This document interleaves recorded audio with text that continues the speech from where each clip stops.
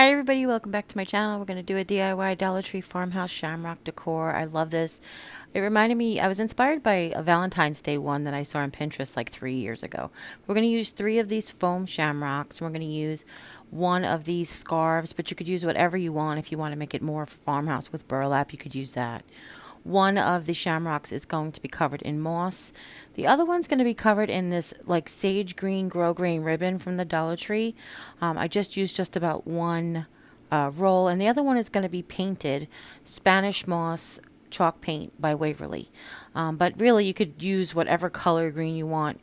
Technically, you can make all 3 of them moss, you can make all 3 of them ribbon, you can make all 3 of them painted. I'm just doing it to give you guys the 3 options, but I really did like the gradient look it takes with the 3 different shades. So for the first one, we're going to paint. This one was actually had some glitter missing. So I was like, hey, how easy it is to get the glitter off of this. And it's super easy to get the glitter off of this. I only got it off the front and the sides. I used a small piece of sandpaper, didn't rub too hard, and it just flaked right off. I didn't worry about getting 100% off. And obviously you could see it's on the back. But then I painted around all the sides that you can see, including the front and both sides, the outside and the inside as well, including the stem. I left the stem for last because, you know, where are you going to hold it while you're painting it? You could go ahead and paint the back if you're going to put this on a glass door. If you are going to put it on a glass door, we'll talk about that when we get to the ribbon. But the chalk paint fills in all the little holes of the foam really nice, and that's really one of the reasons why I wanted to choose the chalk paint. So I'm covering this with moss. If you're new to my channel, hi, my name's Jeri-Ann. Sarah Jane from Chic on the Cheap basically came up with this idea to take moss, put it in a shoebox, and cut it all up. So what I did was I put it in a permanent shoebox, and I just keep adding to it every time I need a little bit more moss. In my shoebox, I have a combination of floral moss, reindeer moss, and then don't think there's any Spanish moss, but basically just whatever. There's pieces off the sheet moss, like there's just all kinds of moss in there. And you can tear it up or cut it up into little pieces, but it does make it easier to conform to these tight areas. What I like to do is I like to cover a small section with hot glue. I like to wrap it tightly around there, and then when it cools off, you have to really wait till it cools off till you trim it. And then I like to trim it one section at a time. So basically I'll cover one of those sort of heart shapes all with moss, and then I will trim it up. For this inside curves of this moss, I found it easier to use the tips of the scissors, or you could use your smaller scissor. But I like to really get that shape to stay so that they look like hearts, so they look like a shamrock. And we're going to do this for all of the sides. The reason I like to mix all my mosses together is because, do you see how it's like variegated the shapes, the colors, the shades? That was what I was trying to say, not shapes. Hi. I love how the shades are, there's a variety of them, and we don't have one that's like bright green and then one that's like faded green type of thing. So I like to mix it all up so that they stay in a combination there. Now it is a messy process, which is why we like to work over the shoebox plus over a flexible cutting mat whenever possible. It makes cleanup so easy. And then if you wait till the glue is sort of starting to cool down, you can actually hug on the piece of the shape of the wherever you're putting it, and it kind of makes a really tight fit as well. Then whenever you trim, if you leave like a holiday or a space, or you can see the background coming through, just go ahead and fill that back in when you're done. I like to dig those little sprinkles from the bottom of the shoebox. Somebody in my last video called them farmhouse sprinkles, which I really thought was cute. Now for the grow grain ribbon one, I will tell you this is probably the most difficult one, which is why I left it for last, because this particular shamrock shape is sort of odd. What we're going to do is we're going to wrap the hearts, basically the heart shapes, and then we're going to wrap the stem, but we're going to leave the points where they connect till the end. Not the points where it's like the peak of the heart, but the points where they meet.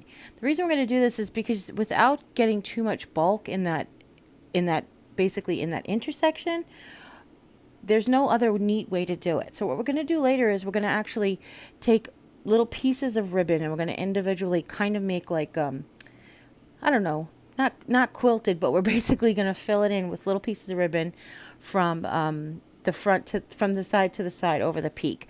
But I'll show you that in slow motion. I'll show you that up close and in slow motion so you guys get an idea of what we're doing. Okay? Well, in normal speed, not in slow motion.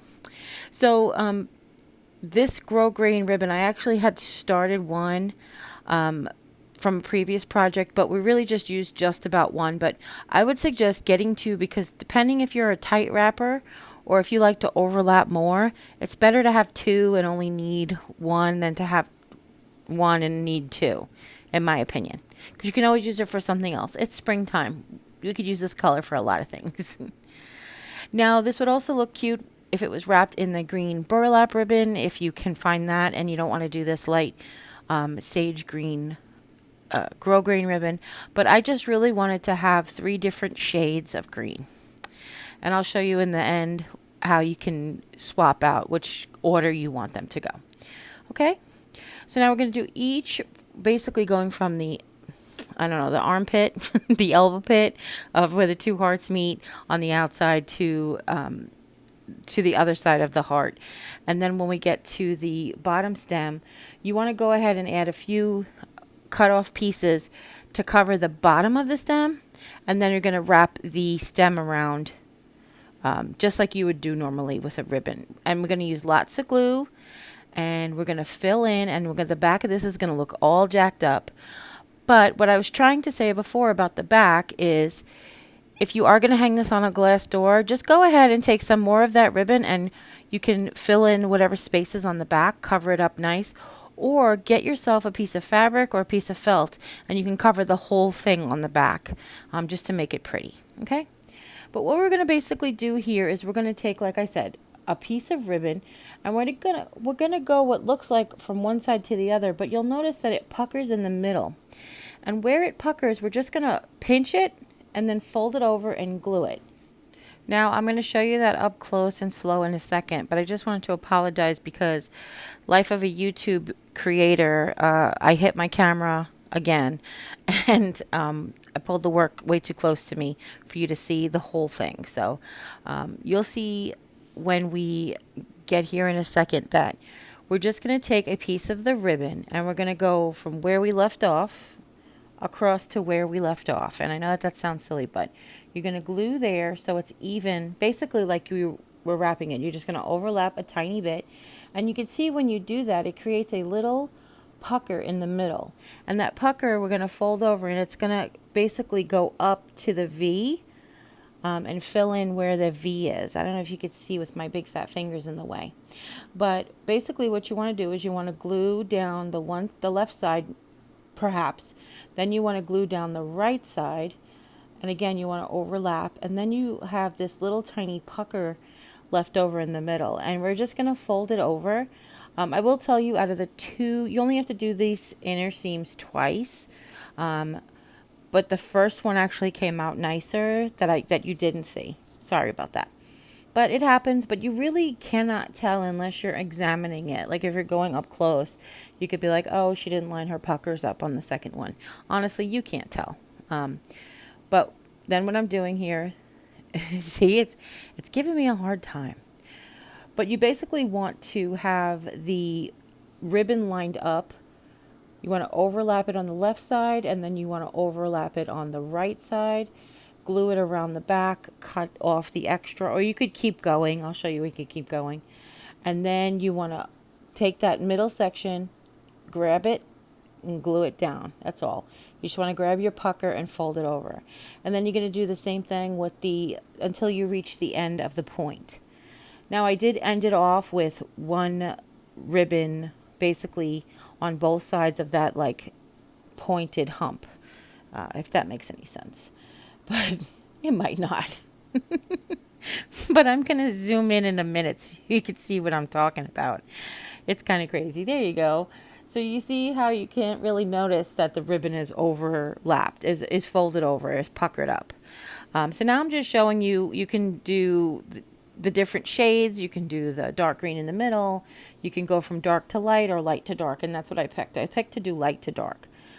So now I've taken this scarf and I folded it in thirds and I cut it in thirds. And then I folded each third in onto itself. And I didn't glue it onto itself, the folding part. I just did that so I could hide the seams.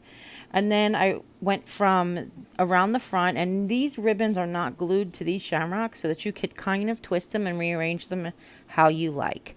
I just glued the, I said ribbon, but the scarf to itself. And I kind of pinched it, bunched it up a little bit so you wouldn't see it from the front. And then I repeated with the next two shamrocks.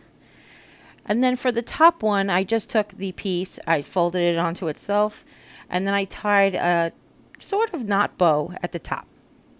If you want to cut it nice and even, so it's not frayed and stuff, you can. And then you can hang it any way you want. You can see I have this one hanging on this side of the shamrock, and then I have these two connected on sort of the bottom of the side. So it was like the side of the side, or the top of the side, the bottom of the side, whatever.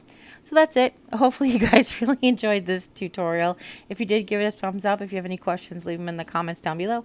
Don't forget to share with friends and family, anybody who might be interested in making this, doing any of these techniques to any of these shamrocks. And if you haven't yet, click subscribe. When you do, a little bell will pop up. When you ring that bell, YouTube will let you know whenever I upload a new video. And as always, you take care, God bless, and we'll see you next time. Bye.